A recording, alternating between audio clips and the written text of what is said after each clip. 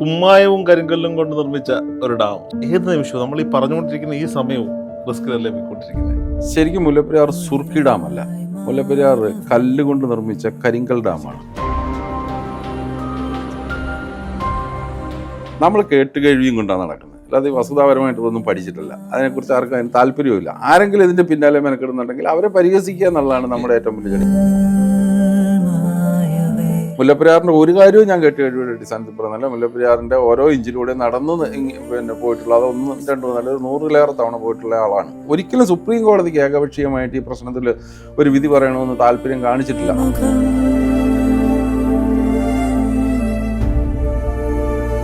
മുല്ലപ്പെരിയാർ തകർന്നാൽ അത് ഇടുക്കി ഡാം താങ്ങിക്കും. തകർന്നു കഴിഞ്ഞാൽ ഇത് ഏത് വഴി ഒഴുകുമെന്ന് പറയാൻ ഞാനാളല്ല, നമ്മളെ പോലെ ആര് വിചാരിച്ചാലും സാധിക്കില്ല. 130 വർഷക്കാലം തടഞ്ഞു നിർത്തിയിരിക്കുന്ന ഒരു അണക്കെട്ടങ്ങ് തകർന്നിട്ട് ആ നദിയിലൂടെ ശാന്തമായി പോകണം എന്ന് പറഞ്ഞാൽ അതുവഴി നദി അങ്ങനെ പോകണമെന്നില്ല.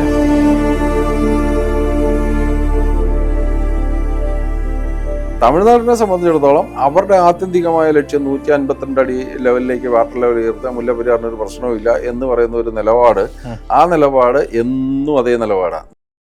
കുമ്മായവും കരിങ്കല്ലും കൊണ്ട് നിർമ്മിച്ച ഒരു ഡാം, സുർക്കി മിശ്രിതം കൊണ്ട് നിർമ്മിച്ച ഒരു ഡാം, 130 വർഷക്കാലം ഒരു മനുഷ്യായുസിൻ്റെ ഇപ്പോഴത്തെ ഒരു ഈ മനുഷ്യരുടെ ജീവിത പ്രായ പരിധിയൊക്കെ പരിശോധിച്ചാൽ 2 മനുഷ്യായുസുമായിട്ട് ഇപ്പോൾ നിൽക്കുകയാണ്. അപ്പോൾ സ്വാഭാവികമായിട്ട് ഇത് ഏത് നിമിഷവും നമ്മൾ ഈ പറഞ്ഞുകൊണ്ടിരിക്കുന്ന ഈ സമയവും റിസ്കിലല്ലേ പോയിക്കൊണ്ടിരിക്കുന്നത്. തീർച്ചയായിട്ടും അതെ. കാരണം നമുക്കറിയാവുന്ന പല ദുരന്തങ്ങളും അപ്രതീക്ഷിതമായി ഇപ്പോൾ സംഭവിച്ചുകൊണ്ട്, പ്രത്യേകിച്ച് പ്രകൃതി ദുരന്തങ്ങൾ. കാരണം മഴയുടെയൊക്കെ ഒരു അളവ് പ്രവചിക്കാൻ പറ്റാത്ത രീതിയിലേക്ക് മാറിയിട്ടുണ്ട്. മേഘവിസ്ഫോടനങ്ങളും എന്താണ് പല പേരുകളിലാണ് പലതും ഉണ്ടാകുന്നത്. ഇപ്പോൾ ആസാമിലൊക്കെ കഴിഞ്ഞ ദിവസമൊക്കെ ഉണ്ടായതെന്ന് പറഞ്ഞാൽ നമുക്ക് പ്രതീക്ഷിക്കാൻ വലിയ കെട്ടിടങ്ങളൊക്കെ ചുമ്മാ അങ്ങ് ഒഴുകി പോകുന്നതാണ്. ഈ മുല്ലപ്പെരിയാറിനെ സംബന്ധിച്ചിടത്തോളം നമ്മളിപ്പോൾ പറഞ്ഞതുപോലെ കുറേ അതിൻ്റെ പ്രായത്തിൻ്റെ കുറേ പ്രശ്നങ്ങളും നിർമ്മിതിയുടെ സാങ്കേതിക പ്രശ്നങ്ങളും ഒക്കെ ഉണ്ട്. ഒപ്പം ഒരു കാര്യം പറയാം, മുല്ലപ്പെരിയാർ എന്ന് പറയുന്നത് ഒരു സുർക്കി ഡാം എന്നാണ് നമ്മൾ മുല്ലപ്പെരിയാറിനെ കുറിച്ച് പറയുമ്പോഴേ പറയുന്നത്. അത് പൊട്ടത്തില്ല. കാരണം എന്താണ്? സുർക്കി ഡാം, ബ്രിട്ടീഷുകാരുണ്ടാക്കിയ സുർക്കി ഡാമാണ്. ശരിക്കും മുല്ലപ്പെരിയാർ സുർക്കി ഡാമല്ല, മുല്ലപ്പെരിയാർ കല്ല് കൊണ്ട് നിർമ്മിച്ച കരിങ്കൽ ഡാമാണ്. അതായത് അതിൻ്റെ ഒരു കൃത്യമായ കാരണം ഞാൻ പറയാം. നമ്മൾ കേട്ടിട്ടുള്ള സുർക്കി എന്ന് പറയുന്നത് കുമ്മായവും ശർക്കരയും മുട്ടയുടെ വെള്ളക്കറി, ഞാനൊക്കെ അങ്ങനെയാണ് കേട്ടിട്ടുള്ളത്. നേരത്തെ കാലത്തൊക്കെ ഞാൻ കേട്ടിട്ടുണ്ട്. അപ്പോൾ ഞാൻ ആലോചിച്ചിട്ടുണ്ട്, ഇത്രയും കുമ്മായവും ഇത്രയും ശർക്കരയും ഇത്രയധികം മുട്ടയുടെ വെള്ളക്കറിയും ഒക്കെ അവിടെ കിട്ടി എന്ന്. അന്നത് ചിന്തിക്കാനുള്ള ബോധമില്ലായിരുന്നു. പക്ഷേ ഇപ്പോൾ എനിക്ക് ചിന്തിക്കുമ്പോൾ ചിരി വരും. കാരണം എന്താണെന്ന് വെച്ച് കഴിഞ്ഞാൽ നമുക്ക് ഈ ബ്രോയിലർ കോഴി, ഇതുപോലെ മുട്ടയിടുന്ന ബ്രോയിലർ കോഴികൾ ഉണ്ടായിട്ട് പോലും വളരെ കുറച്ച് നാളേ ഉള്ളൂ. അപ്പോൾ ഈ 1880, 85, 90 കാലഘട്ടങ്ങളിൽ ഇതിന് മാത്രം കോഴിമുട്ട എവിടെ നിന്ന് കിട്ടിയത്? കോഴിമുട്ട അല്ല, ഇനി ആനമുട്ട, കാട്ടിലായതുകൊണ്ട് ആനമുട്ട വല്ലതാണെന്ന് എനിക്കറിയത്തില്ല. എന്തായാലും മുട്ടയുടെ വെള്ളക്കരുവൊക്കെ ഇത്രയധികം ഉണ്ടാകുക എന്ന് പറയുന്നത് ഭയങ്കര കഷ്ടമാണ്. എന്നാൽ അതൊരു കെട്ടുകഥയാണ്. സുർക്കി എന്ന ഞാൻ പറഞ്ഞുതരാം. സുർക്കിയുണ്ട്. സുർക്കി എന്താണെന്ന് വിചാരിച്ചു വെച്ചിരിക്കുന്നത്? സുർക്കി എന്ന് പറയുന്ന സാധനം ഇഷ്ടികപ്പൊടിയാണ്. ഇഷ്ടികപ്പൊടിക്കാണ് സുർക്കി എന്ന് പറയുന്നത്. മുല്ലപ്പെരിയാർ അണക്കെട്ടിൻ്റെ നിർമ്മിതിയിൽ ആകെ ഉപയോഗിച്ചിരിക്കുന്ന ആദ്യത്തെ ഡാമിൽ, പിന്നെ അതിൻ്റെ അഡീഷണൽ നമ്മൾ 79-ന് ശേഷം സിമെൻറ്റും മണലും കമ്പിയൊക്കെ ഉപയോഗിച്ച് കോൺക്രീറ്റ് ചെയ്തിട്ടുണ്ട് അഡീഷണൽ നിർമ്മിതികൾ. അതിനെക്കുറിച്ചല്ല ഞാൻ പറയുന്നത്. ഈ 1979 വരെ ഇപ്പോഴും ജലം തടഞ്ഞു നിർത്തിയിരിക്കുന്ന ജലമുഖത്തുള്ള അണക്കെട്ട് പഴയ കരിങ്കൽ അണക്കെട്ട് തന്നെ. ഈ ജലമുഖത്ത് ജാക്കറ്റിംഗ് നടത്തിയിട്ടുണ്ടോ? ഇല്ല, അവിടെ ഒന്നും ചെയ്യാൻ പറ്റിയിട്ടില്ല. ബാക്കിലാണ് ചെയ്യാൻ പറ്റുന്നത്. ഇത് സപ്പോർട്ട് ചെയ്യാനാണ് പറ്റുന്നത്. ഇത് ഒരു ഗ്രാവിറ്റി ഡാം ആണല്ലോ. അപ്പോൾ ഇത് ഗ്രാവിറ്റി ഡാം എന്ന് പറയുന്നത് അതിൻ്റെ ഭാരം കൊണ്ടാണ്. അപ്പോൾ അതിൻ്റെ ഭാരം കൂട്ടുക ചെയ്തത്, അഡീഷണൽ ആയിട്ട് ചെയ്തത്. ആ നിർമ്മിച്ചിരിക്കുന്ന ആദ്യത്തെ ഡാം എൻ്റെ നിർമ്മിതിയിൽ ഉപയോഗിച്ചിരിക്കുന്ന മെറ്റീരിയൽ 42,85,674 സ്ക്വയർ ഫീറ്റ് മെറ്റീരിയലുണ്ട്. 42,85,674 സ്ക്വയർ ഫീറ്റാണ് ടോട്ടൽ മെറ്റീരിയൽ. അതിനകത്ത് വെറും 5,90,000 മാത്രമാണ് സുർക്കി. ബാക്കി അപ്പോൾ അങ്ങനെ ഇപ്പോൾ നമ്മളിപ്പോൾ നമ്മുടെ ഒരു സർക്കാരിനെ കുറിച്ച് പറയുമ്പോഴേ ഇത് VD സതീശൻ സർക്കാർ, ഇതിനു മുമ്പ് പിണറായി വിജയൻ സർക്കാർ എന്നൊക്കെ പറയും. അതെന്തുകൊണ്ടാണ്? ഇതൊരു മുന്നണി സർക്കാരാണ്. ആ മുന്നണിയിലെ ഏറ്റവും വലിയ ഘടകകക്ഷിയുടെ അല്ലെങ്കിൽ കക്ഷികളിലെ ഏറ്റവും വലിയ കക്ഷിയുടെ നേതാവിനെയാണ് നമ്മൾ പറയുന്നത്. അങ്ങനെയാണ് നമ്മൾ ഇത് പറഞ്ഞു കേട്ടതും പഠിച്ചതും.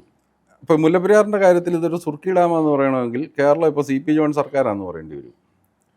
CP ജോൺ ചെറുതായതുകൊണ്ടല്ല, ഒരൊറ്റ MLA മാത്രമുള്ള ഒരു അദ്ദേഹം മന്ത്രിയാണ്.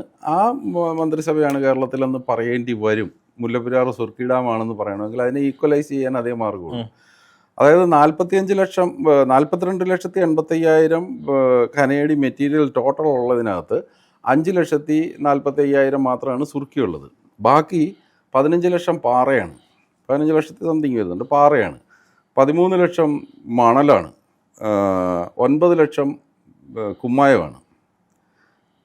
അതായത് ഈ കരിങ്കല്ല് നിർമ്മിതിക്ക്, കരിങ്കൽ കെട്ടി നിർമ്മിച്ചിരിക്കുന്ന ആ നിർമ്മിതിക്ക് ആവശ്യമായ ചാന്തെന്ന് പറയുമല്ലോ, നമ്മൾ പറയുന്നത് ചാന്ത്. പിന്നെ ഇത് രണ്ട് സൈഡ്, ഇപ്പം നമ്മൾ ഈ സീറ്റിൻ്റെ പറഞ്ഞ പോലെ രണ്ട് സൈഡ് കരിങ്കല്ല് കെട്ടും. അതായത് ജലമുഖത്തും അതിൻ്റെ റിയർ ഫേസും കരിങ്കല്ല് കെട്ടിയിട്ട് അതിൻ്റെ നടുക്ക് സുർക്കി കോൺക്രീറ്റ് ഫില്ല് ചെയ്തിട്ടുണ്ട്. ഈ പറയുന്ന സാധനം ഫില്ല് ചെയ്തിരിക്കുകയാണ്. ഇത് മൂന്നും കൂടെ ചേരുന്നതാണ് കോൺക്രീറ്റ് എന്ന് പറയുന്നത്. അല്ലാതെ ഈ സുർക്കി എന്ന് പറയുന്നത് ഈ ഒരു സാധനം മാത്രമല്ല. ഇത് മണല്, ചുണ്ണാമ്പ്, സുർക്കി, ഇത് മൂന്നും കൂടെ ചേർന്ന കോൺക്രീറ്റ്. അതിന് കോൺക്രീറ്റും തന്നെയാണ് പറയുന്നത്. കോടതി രേഖകളിൽ നമ്മൾ സുപ്രീം കോടതിയിൽ ഈ മുല്ലപ്പെരിയാറിൻ്റെ വാദം എടുത്ത് നോക്കി, അതിനകത്ത് ഒരിടത്തും സുർക്കി ഡാം എന്ന് പറഞ്ഞിട്ടില്ല. അതിനകത്ത് കല്ലണയെന്ന് തന്നെയാണ് പറഞ്ഞിരിക്കുന്നത്. മേസണറി, റബിൾ മേസണറി ഡാം എന്നാണ് പറഞ്ഞിരിക്കുന്നത്. കല്ലണ, കല്ലുകൊണ്ടുണ്ടാക്കിയ അണയാണ്. നമുക്ക് എവിടെ നിന്ന്, അതാണ് ഞാൻ മുമ്പേ പറഞ്ഞു നിർത്തിയത്.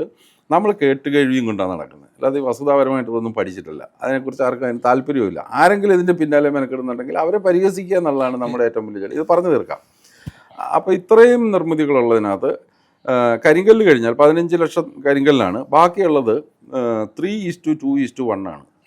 3 ഭാഗം മണൽ, 2 ഭാഗം കുമ്മായം, 1 ഭാഗം ഈ സുർക്കി. ഈ കുമ്മായം എന്ന് പറയുന്ന സാധനം തന്നെ നമ്മൾ പറയുന്ന കക്ക നീട്ടി ഉണ്ടാക്കിയ കുമ്മായമല്ല. ഇത് മധുരയ്ക്കടുത്ത് ഒരു സ്ഥലമുണ്ട്, അവിടെ നിന്ന് ഖനനം ചെയ്തെടുത്ത ഒരു പ്രത്യേകതരം മണ്ണ് ഉപയോഗിച്ചിട്ടുണ്ടാക്കിയ കുമ്മായമാണ്. അത് ചുട്ടെടുത്ത കുമ്മായമാണ്. ഈ സുർക്കി ഉണ്ടാക്കുന്നതിന് വേണ്ടിയിട്ടുള്ള മണ്ണ്, ഡാം സൈറ്റിൽ നിന്ന് എടുത്ത മണ്ണ്, ഡാം സൈറ്റിൽ നിന്ന് പ്രത്യേകിച്ച് അവർ അതിൻ്റെ ചെളിമണ്ണ് എടുത്ത് ഇഷ്ടിക ഉണ്ടാക്കിയിട്ട് ആ ഇഷ്ടിക പൊടിച്ചെടുത്ത് ഇതെല്ലാം കൂടെ മിക്സ് ചെയ്യാനായിട്ട്, അന്നത്തെ പോലെ കോൺക്രീറ്റ് മിക്സറൊന്നുമില്ല, ഉണ്ടായിരുന്ന ചെറിയ മെഷീൻ കൊണ്ട് ഇതെല്ലാം കൂടെ മിക്സ് ചെയ്യാൻ പറ്റാഞ്ഞിട്ട് കാളെ ഉപയോഗിച്ച് നമ്മൾ ഈ ചക്ക ഉണ്ടല്ലോ, ഈ ശർക്കരയൊക്കെ ആട്ടുന്ന ചക്ക, അതുപോലത്തെ വലിയ ഇതിനകത്തിട്ട് കാളെ വെച്ചും മനുഷ്യനെ ഉപയോഗിച്ചൊക്കെയാണ് ഈ സാധനം കറക്കി ഇത് മിക്സ് ചെയ്തെടുത്തിരിക്കുന്നത്. അത് ആദ്യം മണൽ, അതിനുശേഷം അതിനകത്തേക്ക് കുമ്മായി ഇടുന്നു, അവസാനം സുർക്കി ഇടുന്നു. അങ്ങനെ മിക്സ് ചെയ്തെടുത്ത കോൺക്രീറ്റ് ഉപയോഗിച്ചിട്ടാണ് അത്. അതിൻ്റെ ടോട്ടൽ വരുമ്പോൾ 27 ലക്ഷം കനേഡിയോളം വരും ഇതെല്ലാം കൂടെ ചേരുമ്പോൾ. അതിനകത്ത് ഒരു ചെറിയ പാർട്ട് മാത്രമാണ് സുർക്കി.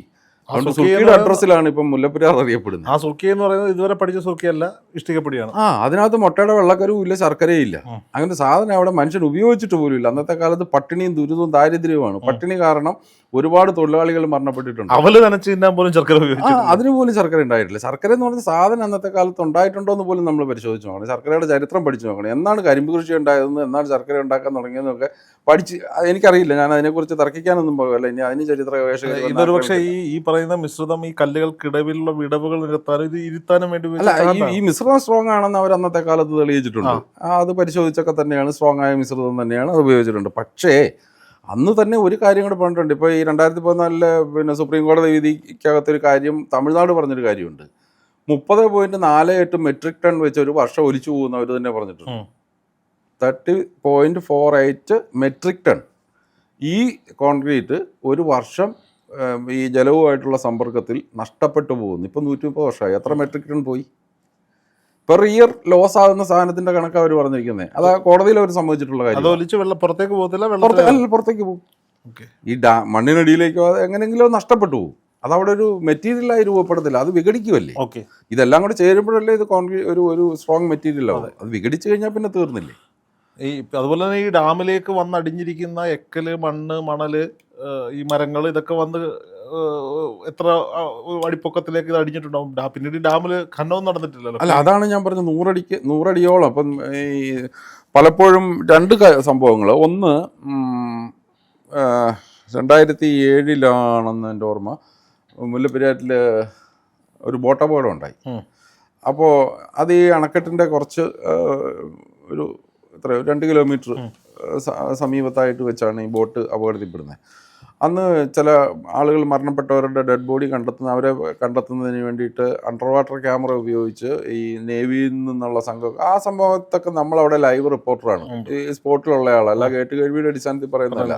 മുല്ലപ്പെരിയാറിൻ്റെ ഒരു കാര്യവും ഞാൻ കേട്ട് കേൾവിയുടെ അടിസ്ഥാനത്തിൽ പറയുന്നില്ല. മുല്ലപ്പെരിയാറിൻ്റെ ഓരോ ഇഞ്ചിലൂടെ നടന്ന് പിന്നെ പോയിട്ടുള്ള അത് 1, 2, 4 100-ലേറെ തവണ പോയിട്ടുള്ള ആളാണ്. ആ ഒരു ഇതിൽ തന്നെയാണ് ഞാൻ പറയുന്നത്. അപ്പോൾ ഈ ബോട്ടപകടം ഉണ്ടായ സ്ഥലത്ത് നമ്മുടെ നേവിയുടെ പിന്നെ മുങ്ങൽ വിദഗ്ധരൊക്കെ വന്നിട്ട് അവർ അണ്ടർ വാട്ടർ ക്യാമറ ഉപയോഗിച്ചും ലൈറ്റ് ഉപയോഗിച്ചും താഴേക്ക് ഇറങ്ങിയിട്ട് ഒരു 100 അടിക്ക് താഴെ എത്തുമ്പോഴത്തേക്കും കംപ്ലീറ്റ് ഇരുട്ടാണ്, അങ്ങോട്ട് പോകാനേ പറ്റുന്നില്ല. അത്രമാത്രം എക്കലും ചെളിയെല്ലാം കൂടെ കയറി മൂടി കിടക്കുകയാണ്. ഈ ഡാമിലേക്ക് അടുക്കും തോറും ഇത് തന്നെയാണ് അവസ്ഥ. അത് ഈ 2006 ശേഷം ഈ സുപ്രീം കോടതി കേസ് വന്നു കഴിഞ്ഞപ്പം എംപവേർഡ് കമ്മിറ്റി, സുപ്രീം കോടതി ഒരു എംപവേർഡ് കമ്മിറ്റി, ഒരിക്കലും സുപ്രീം കോടതിക്ക് ഏകപക്ഷീയമായിട്ട് ഈ പ്രശ്നത്തിൽ ഒരു വിധി പറയണമെന്ന് താല്പര്യം കാണിച്ചിട്ടില്ല. ആദ്യം തൊട്ടേ ആദ്യത്തെ കേസ് വരുമ്പോൾ സെൻട്രൽ വാട്ടർ കമ്മീഷനോട് പറഞ്ഞത് നിങ്ങൾ 2 സ്റ്റേറ്റിലെയും പിന്നെ മന്ത്രിമാരുടെ യോഗം വിളിച്ച് ചേർത്ത് ഇതിനകത്തൊരു സമവായത്തിലെത്താനാണ് പറഞ്ഞത്. അന്നും ഒരു സമിതിയെ നിയോഗിച്ചു. നമ്മുടെ ഒരു പരമേശ്വരൻ നായരുടെ നേതൃത്വത്തിലുള്ള ഒരു സമിതി ഉണ്ടായിരുന്നു, MK പരമേശ്വരൻ. ഞാൻ കഴിഞ്ഞ പ്രാവശ്യം പറഞ്ഞ P പരമേശ്വരൻ, MK പരമേശ്വരൻ്റെ നേതൃത്വത്തിൽ കേരള ഒരു കമ്മിറ്റി വെച്ചു. അപ്പുറത്ത് മോഹനകൃഷ്ണൻ്റെ നേതൃത്വത്തിലുള്ള ഒരു കമ്മിറ്റി തമിഴ്നാട് വെച്ചു. ഇവർ തമ്മിൽ ഇങ്ങനെ പലപ്പോഴും ചർച്ചകൾ നടന്നു. പല സന്ദർഭത്തിലും ഈ ചർച്ചയുടെയൊക്കെ അവർ ഈ സംഘത്തോടൊപ്പം കണക്കെട്ടിപ്പോകാനൊക്കെ ഭാഗ്യമുണ്ടായിട്ടുണ്ട്. ഇവരൊക്കെ എന്നെ നേരിട്ട് സംസാരിച്ചിട്ടുമൊക്കെയുള്ള. അത് കഴിഞ്ഞിട്ട് രണ്ടാമത്തെ കേസ് വന്നു കഴിഞ്ഞപ്പോഴാണ് ജസ്റ്റിസ് ആനന്ദിൻ്റെ നേതൃത്വത്തിലുള്ള എംപവേർഡ് കമ്മിറ്റി നിയമിക്കുന്നത്. അതിനകത്ത് ജസ്റ്റിസ് AR ലക്ഷ്മണൻ, തമിഴ്നാടിൻ്റെ പ്രതിനിധി, നമ്മുടെ കേരളത്തിൻ്റെ പ്രതിനിധിയായിട്ട് ജസ്റ്റിസ് KT തോമസ്, പിന്നെ 2 നിഷ്പക്ഷരെന്ന് പറയുന്ന 2 സാങ്കേതിക വിദഗ്ധർ, doctor CD Thatte, doctor TK Mehta, ഇങ്ങനെ പറയുന്ന 5 പേരാണ് ആ സമിതിയിലുള്ളത്. ആ സമിതി പല പരിശോധനകൾ നടത്താൻ വന്നപ്പോഴും അവർക്കൊക്കെ തടസ്സമായി നിന്നത് ഈ ഡാമിൻ്റെ വാട്ടർ ഫേസിൽ 100 അടിക്ക് താഴേക്കുള്ള അവസ്ഥ എന്താണെന്ന് അറിയാൻ സാധിക്കുന്നില്ല. ചെളി കാരണം ഈ ROV എന്ന് പറയാം, അണ്ടർ വാട്ടർ പിന്നെ ക്യാമറകളോ അങ്ങനെയുള്ള സാധനങ്ങളോ ഒന്നും അതിനകത്ത് ഉപയോഗിക്കാൻ പറ്റുന്നില്ല. അന്ന് തന്നെ ഈ കഴിഞ്ഞ ദിവസം അന്ന് അവിടെ പിന്നെ ഒരു അസിസ്റ്റന്റ് എക്സിക്യൂട്ടീവ് എഞ്ചിനീയറായിട്ടുണ്ടായിരുന്ന ഒരു ടോമി സെബാസ്റ്റ്യൻ്റെ അദ്ദേഹത്തിൻ്റെ ഒരു വീഡിയോ ഞാൻ കണ്ടു. അദ്ദേഹം പറഞ്ഞൊരു കാര്യം വളരെ കൃത്യമായൊരു കാര്യമാണ്. അതായത് ഈ ഡാമിൻ്റെ ബോഡി ഡ്രില്ല് ചെയ്തിട്ട് താഴേക്ക് വെള്ളം ഒഴിക്കും. കാരണം ഇതിന് എവിടെയെങ്കിലും ലീക്ക് ഉണ്ടോ എന്ന് അറിയാനായിട്ട്, ഈ അകത്തെ നിർമ്മിതികൾ സ്ട്രോങ് ആണോ എന്ന് അറിയാനായിട്ട് ഇത് വെള്ളം ഒഴിച്ച് നിറയ്ക്കാൻ ശ്രമിച്ചിട്ട് അദ്ദേഹം പറയുന്നൊരു ഭാഷയുണ്ട്, ഡാമിലെ വെള്ളം മുഴുവൻ കോരി ഒഴിച്ചാലും നിറയില്ലാത്ത അവസ്ഥയുണ്ടെന്ന്. കാരണം ഇതിന് പലയിടത്തും പൊള്ളയാണ്, അത് തെളിയിക്കാൻ പറ്റും. പക്ഷെ അന്ന് അവിടെ നിന്ന് എടുത്ത കോർ സാമ്പിളുകളൊക്കെ പരിശോധനയ്ക്ക് പോയതൊക്കെ ഏത് വഴി പോയെന്നറിയത്തില്ല. അതിൻ്റെയൊക്കെ കോർ സാമ്പിളുകളുടെയൊക്കെ പരിശോധനാ ഫലം സുപ്രീം കോടതിയിലെത്തിയപ്പോൾ എല്ലാം പെർഫെക്റ്റാണ്. അതിൽ അന്ന് ആ പരിശോധനയ്ക്കൊക്കെ സാക്ഷ്യം വഹിച്ച കേരളത്തിലെ ഉദ്യോഗസ്ഥന്മാർ വളരെ നിരാശയോട് പറഞ്ഞതാണ്, നമുക്ക് എന്ത് ചെയ്യാൻ പറ്റും, നമ്മുടെ സംവിധാനം ഇത്രയേ ഉള്ളൂ, മറ്റവരുടെ അത് ഇത്രയാണ് എന്ന് പറയുന്ന ഒരു അവസ്ഥ ഉണ്ടായിട്ടുണ്ട്. അതിനൊക്കെ നമ്മൾ നേരിട്ട് കേട്ടാ, അല്ലാതെ തേർഡ് പാർട്ടി പറഞ്ഞു കേട്ടുള്ള അറിവൊന്നുമല്ല. ഇപ്പോൾ ആർക്കും ഈ മുല്ലപ്പെരിയാറിന്റെ ഒരു മേഖലയിലേക്കും അടുക്കാൻ പറ്റില്ലല്ലോ, പറ്റത്തില്ല, മാധ്യമപ്രവർത്തകർക്ക് ഒരു നിവൃത്തിയില്ല. നമ്മൾ തേക്കടിയിൽ നിൽക്കാം, അവർ പോയിട്ട് തിരിച്ചു വരുമ്പോൾ ചോദിച്ച അവർ പറഞ്ഞെങ്കിൽ കേൾക്കാം, അല്ലെങ്കിൽ അതുമില്ല. ഓക്കെ. ഈ അടുത്ത സമയത്തൊക്കെ ഈ പോയിട്ട് വന്ന ആരോടെങ്കിലും ഇതിനെപ്പറ്റി സംസാരിച്ച ഉദ്യോഗസ്ഥർ ആരോടെങ്കിലും? അല്ല, നമ്മളിപ്പോൾ അങ്ങനെ പഴയതുപോലുള്ള പരിശോധനകളൊന്നും ഇല്ലല്ലോ. ആകെ ഉള്ളത് ഇപ്പോൾ സുപ്രീം കോടതിയുടെ നിർദ്ദേശപ്രകാരം രൂപീകരിച്ച ജോലി ചെയ്യുന്ന ആരെങ്കിലും ഇപ്പോഴത്തെ അവിടുത്തെ ഒരു അവസ്ഥ എങ്ങനെയാണെന്നുള്ളത്. അല്ല, അത് പിന്നെ നമ്മൾ നാട്ടിൽ നമ്മൾ അറിയുന്നുണ്ട് ദൈനംദിനം, അല്ലെങ്കിൽ പോലും അവിടുത്തെ കാര്യങ്ങളൊക്കെ എന്തെങ്കിലും വിഷയം വരുമ്പോഴൊക്കെ നമ്മൾ അന്വേഷിക്കാറുണ്ട്. പ്രത്യേകിച്ചൊന്നും ചെയ്യാനില്ല. ഡാമിലേക്ക് പോയി പരിശോധനാ സംഘങ്ങൾ വരുമ്പോൾ അവർ ബോട്ടിൽ കയറി ഡാമിലേക്ക് പോകുമ്പോൾ തേക്കടിയിൽ കാത്തു നിൽക്കാൻ തിരിച്ചു വരുമ്പോൾ ചിലപ്പോൾ പറയും എന്നുള്ളതേ ഉള്ളൂ. ഒരു മോണിറ്ററിംഗ് സമിതിയെ നിയോഗിച്ചിട്ടുണ്ടല്ലോ, ആ മോണിറ്ററിംഗ് സമിതി പോകും, കാണും, തിരിച്ചു വരും. അതൊരു മാമാങ്കമായിട്ട് ഇങ്ങനെ നടക്കുന്നുണ്ടെന്നുള്ളതല്ലാതെ. മുല്ലപ്പെരിയാർ തകർന്നാൽ അത് ഇടുക്കി ഡാം താങ്ങിക്കോളും, കോടതിയുടെ പരാമർശമാണ്. അപ്പം പലരും പറയുന്നുണ്ട് മുല്ലപ്പെരിയാർ തകർന്നു വന്നാൽ ഇടുക്കി തകരും, ഇടുക്കി തകർന്നാൽ ഇങ്ങനെ താഴേക്ക് വരുന്ന മറ്റ് കൊച്ചു കൊച്ചു ഡാമുകൾ തകരും. പിന്നെ ഇത് വരുന്നത് മരവും മലയും കല്ലും കെട്ടിടങ്ങളും ഇടിച്ചുകൊണ്ട് വരുന്നു. അത് നേരെ കൊച്ചിയിലേക്ക് എത്തുമ്പോൾ റിഫൈനറി കത്തും, ആ വെള്ളത്തിൻ്റെ പുറത്ത് പെട്രോളിയം പ്രൊഡക്റ്റുകൾ ഒഴുകി നടക്കും, തീ പിടിക്കും, അറബിക്കടൽ വരെ നിന്ന് കത്തും. ഇങ്ങനെയൊക്കെയാണ് പോയ കാലങ്ങളിൽ നമ്മൾ പറഞ്ഞു കേട്ടിട്ടുള്ളൂ. സത്യത്തിൽ ഈ മുല്ലപ്പെരിയാർ തകർന്ന ഇടുക്കി ഡാം താങ്ങോ? ഈ കഥ ഞാനും കേട്ടിട്ടുണ്ട്. എനിക്ക് കേൾക്കുമ്പോൾ ചിരിക്കണോ കരയണോ എന്നൊന്നും അറിയത്തില്ല. കാരണം എന്താണെന്ന് വെച്ച് കഴിഞ്ഞാൽ ഈ കഥ പറയാൻ ആർക്കും, നല്ല വിദഗ്ധനൊക്കെമാർക്ക് നല്ലപോലെ കഥ പറയാം. പക്ഷെ മുല്ലപ്പെരിയാർ ഡാം തകർന്നാൽ എന്നുള്ളതാണ് നമ്മുടെ ചോദ്യം. തകർന്നു കഴിഞ്ഞാൽ ഇത് ഏത് വഴി ഒഴുകുമെന്ന് പറയാൻ ഞാനാളല്ല, നമ്മളെ പോലെ ആര് വിചാരിച്ചാലും സാധിക്കില്ല. കാരണം ഈ പെരിയാർ നദി ഇങ്ങനെ ഈ ചൊക്കമ്പട്ടി മലയിൽ നിന്ന് ഉത്ഭവിച്ച് അത് ഈ വനത്തിലൂടെ ഒഴുകി വന്ന് ഇടുക്കി ഇങ്ങനെ നേര്യമംഗലം വഴി ആലുവ വഴി ഇങ്ങനെ ഒഴുകിപ്പോകുന്നൊരു നദിയാണ് പെരിയാർ. ആ നദിയെ തടഞ്ഞു നിർത്തി ഒരു അണക്കെട്ടുണ്ടാക്കിയതാണ് മുല്ലപ്പെരിയാർ. ആദ്യത്തെ തടച്ചിലാണ് മുല്ലപ്പെരിയാർ. അത് കഴിഞ്ഞ് അവശിഷ്ട പെരിയാർ, പിന്നെ നമുക്ക് അവശിഷ്ട പെരിയാർ അതിൻ്റെ പൂർണ്ണമായി അവിടെ തടഞ്ഞല്ലോ. അതിനുശേഷം വരുന്ന അവശിഷ്ട പെരിയാറിലെ അടുത്ത നിർമ്മിതിയാണ് ഇടുക്കി അണക്കെട്ട്. അപ്പോൾ നദിയായിരുന്നപ്പോൾ നദി ഒരു ദിവസം കൊണ്ട് പെരുകുകയോ ഒരു ദിവസം കൊണ്ട് ചുരുങ്ങുകയും ചെയ്യില്ല. ഇടയ്ക്ക് മെലിഞ്ഞും ഇടയ്ക്ക് നിറഞ്ഞും അങ്ങനെയൊക്കെ അല്ലേ നദിയെക്കുറിച്ച് പറയുന്നത്. അപ്പോൾ മഴ വരുന്നതിനനുസരിച്ച് സ്വാഭാവികമായി അതിൻ്റെ വെള്ളം അബ്സോർവ് ചെയ്ത് അതിങ്ങനെ വളർന്ന് ഒഴുകിക്കൊണ്ടിരിക്കും. അതുപോലെ തന്നെ അത് ശുഷ്കമാകും. അതൊരു സ്വാഭാവികമായ അതിനൊരു റൂട്ടുണ്ട്, അതിലേ ഒഴുകും. പക്ഷേ 130 വർഷക്കാലം തടഞ്ഞു നിർത്തിയിരിക്കുന്ന ഒരു അണക്കെട്ടങ്ങ് തകർന്നിട്ട് ആ നദിയിലൂടെ ശാന്തമായി പൊക്കോണം എന്ന് പറഞ്ഞാൽ അതുവഴി നദി അങ്ങനെ പോകണമെന്നില്ല. ഇങ്ങനെ അത് ഞാൻ കണ്ടിട്ടുണ്ട്. ഒരാൾ പറയുന്നത് അങ്ങനെയൊന്നും സംഭവിക്കില്ല, അത് അവിടുന്ന് വന്ന് ഇന്നടുത്ത് തട്ടും, അവിടെ തട്ടിട്ട് ഇങ്ങോട്ട് മാറും, അവിടെ നിന്ന് മാറി ഇങ്ങനെ കറങ്ങി ഇങ്ങനെ വരും എന്ന് പറയുന്നൊരു അല്ല, അത് അങ്ങനെ ഒരു ഡാം ബ്രേക്ക് അനാലിസിസ് ആരും നടത്തിയിട്ടുണ്ടോ എന്ന് എനിക്കറിയത്തില്ല. ഇടയ്ക്ക് ഇറിഗേഷൻ ഡിപ്പാർട്ട്മെന്റൊക്കെ ചില പരിശോധനകളൊക്കെ നടത്താറുണ്ടായിരുന്നു. അതൊക്കെ 2014 വിധിക്ക് മുമ്പാണ്. ഈ എംപവേർഡ് കമ്മിറ്റി പ്രവർത്തിച്ചിരുന്ന കാലഘട്ടത്തിൽ, കാരണം നമുക്ക് സുപ്രീം കോടതിയെ ബോധ്യപ്പെടുത്തണം. അങ്ങനെ ബോധ്യപ്പെടുത്തുന്നതിന് വേണ്ടിയിട്ട് പരമാവധി വിവരശേഖരണത്തിന്റെ ഭാഗമായിട്ട് ആ കാലത്തൊക്കെ കുറെ പരിശോധനകൾ പൊട്ടിയാൽ ഇതിലേക്ക് ഒഴുകും എന്നൊക്കെ പറഞ്ഞിട്ട് ചില പഠനങ്ങളൊക്കെ നടത്തിയിരുന്നു. 2014 കോടതി പറഞ്ഞു, ഇത് വിധി പറഞ്ഞു പൊട്ടിക്കാലെന്ന് പറഞ്ഞതോടുകൂടി ഇതെല്ലാം നമ്മൾ മടക്കി വെച്ചു. പിന്നെ നമ്മൾ തുറന്നു നോക്കിയിട്ടില്ല എന്ത് സംഭവിക്കും എന്നുള്ളത്. പക്ഷെ നമുക്ക് ആശങ്കയുണ്ട്. ഇതാ ഞാൻ മുമ്പേ പറഞ്ഞത്, തമിഴ്നാടിനെ സംബന്ധിച്ചിടത്തോളം അവരുടെ ആത്യന്തികമായ ലക്ഷ്യം 152 അടി ലെവലിലേക്ക് വാട്ടർ ലെവൽ ഉയർത്താൻ, മുല്ലപ്പെരിയാറിന് ഒരു പ്രശ്നവുമില്ല എന്ന് പറയുന്ന ഒരു നിലപാട്, ആ നിലപാട് എന്നും അതേ നിലപാടാണ്. നമുക്ക് ഈ 2014 സുപ്രീം കോടതി പറഞ്ഞില്ലേ ഇനി പരിപാടി കഴിഞ്ഞു എന്ന് പറഞ്ഞ് നമ്മൾ താത്തു വെച്ചു.